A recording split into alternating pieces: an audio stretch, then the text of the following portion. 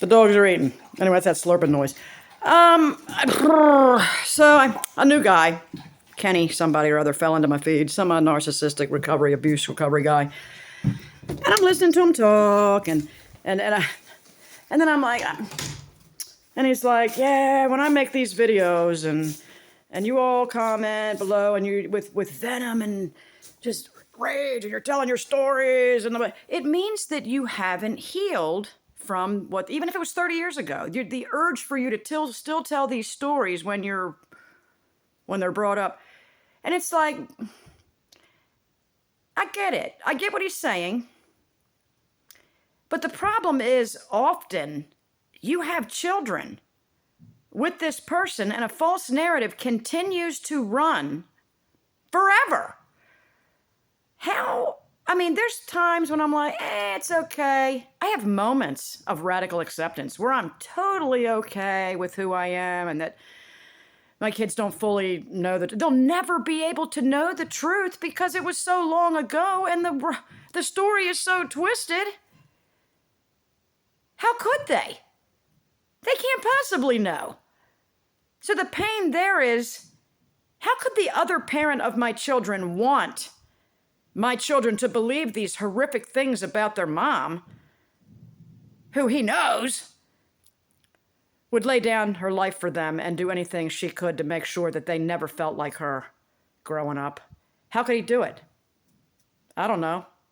But he does it every day. Well, they're grown now. But the thing is, something came up in the extended family and suddenly I spoke out of turn. I shouldn't have poked my face in it, but I didn't reach out to do it. I was asked. And when this thing was dangled in front of me, help me, Karen. This thing happened to me. The same person that did this to you did this to me. Please back me up.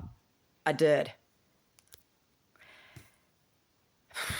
And now I've come to find out that this person is highly manipulative also, even though this person went through things that I went through very similar, and I also has children by this person. And it's just like the whole thing is I'm going, how do you not have resentment seated deep in you somewhere about what's going on? Because it's never going to end. It's not like it's ever going to end. It's never going to end. And every time you talk to your children, they don't know who you are for real. Not for real. I'm getting lucky at this point. I'm having very understanding commentary coming to me from my oldest daughter who'd been through crazy stuff with me. And I appreciate her knowing and relaying to me that she knows that because of my background, how I was caught up, how I was used in this situation to leak my emotional pain out a little bit when I shouldn't have. Or I shouldn't have done it in the way that I did it, or whatever. So I'm like, thank you, eldest daughter o' mine. I wish none of this was like this, and I want you to continue to keep your hedge of protection around your around yourself and your children in regards to all of this. Anyway, it sucks. It sucks to say, you haven't healed, Karen, you haven't healed. Well, it's a never-ending story because the truth will never come out. That's the thing. It's just like, God, other people are involved. It's not like, a friend I once had. I'm over that shit, like, whatever. I don't have to tell those stories. And, when I do tell stories about what people did to me that had nothing to do with my children, there's not a deep-seated burning vitriol about it. It's just like, wow. I feel a little hurt, feel a little confused, feel a little dumb. But it's not an overwhelming feeling of what it is when it's this person who controls this narrative until the end of time, because they're good at it. Much better at it than me trying to the truth is ridiculous sounding. Who would believe it? What parent would do that? Plenty. I met my natural parents, and I'm like, God bless America. Thank God you didn't keep me. My adopted parents were a mess, but they were way more stable and less abusive than these people would have been. I feel like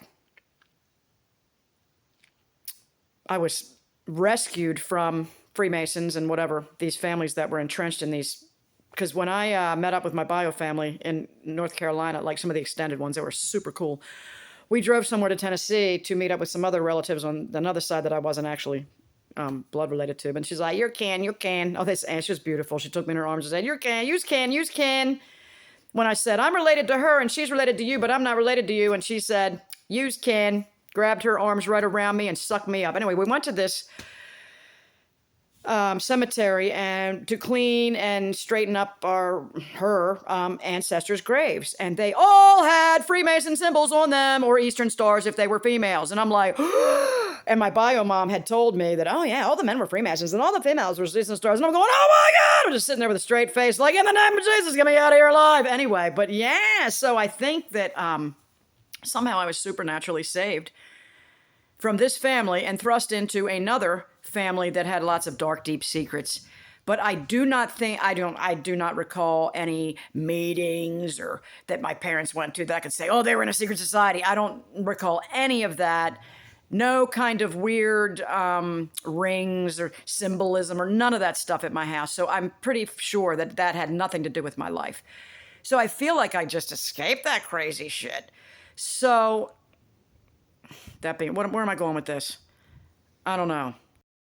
I just want to say thanks be to God that he got me at least in a less abusive situation, but it's a drag what I got my kids into by marrying the person that I married, and I did not know what I was doing. Didn't know what I was doing. And yes, I still have deep-seated resentment because the narrative lives in the minds of many that were important to me. My children, mostly. But where can I go from here? Keep your mouth shut, Karen. I know, see? Silence. Silence, Karen. I just wanted to help the other ex-wife, that's all. And it turned into a fucking giant debacle where apparently I said shit I didn't say. I speculated in my speaking. I said, this might have happened, I got no proof, and I don't think it happened. I don't know. I was leaking out feelings about things. And now it was said that I said these things happened, and they didn't. So I'm really a little ticked about it. Are we healed? Oh, you're triggered. When you have to live in a never-ending narrative, can you ever be like okay with it? Especially when it's your only blood relatives, like your kids. It was my only blood relatives. I just think I had a couple of criteria or variables that other people don't necessarily have that made mine a little more acute for me because of that. You know, I didn't have that mom I could run into her arms and unconditional love, and that would have... I didn't have that. Man. My kids had that, but they were told they didn't. And then I was systematically broken down to where I was an emotional wreck, where they looked at me and said, she can't be that. She can't. Look how broken she is. I don't blame them for feeling that way after what they observed. But I hope in time that they will realize that I was under a great amount of duress, and that amount of upset that I was not my fault at the time. It wasn't. And I wish it hadn't happened. I know they wish it hadn't happened. What can you say? I wish none of this would have happened. I hear the dogs arguing. One other tussle, and I gotta go. This was, what, a self-serving drivel? I don't know. Whoever's out there and your children don't, or adult children don't believe you. I'm sorry. But then there's the ones that are literally pathologically lying to their children about what the other parent did. I'm like, oh, who's who?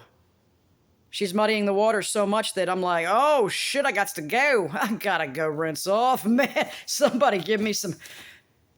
I'm gonna go rinse off with some ozone water. Well, I would if I could. I don't have my system set up yet.